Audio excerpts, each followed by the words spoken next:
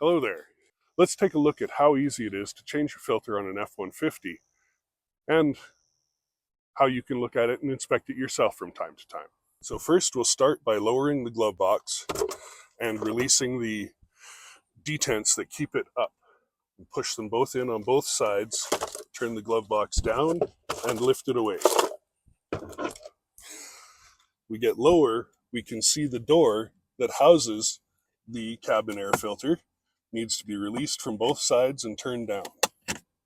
Remove that door and be careful when removing your cabin filter. You don't want anything that's on top of it to fall down into your fan.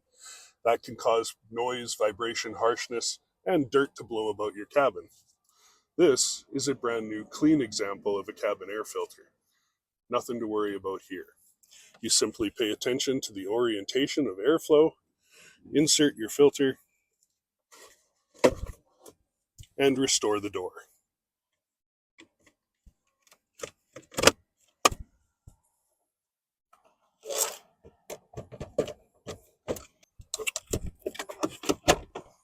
And you're done.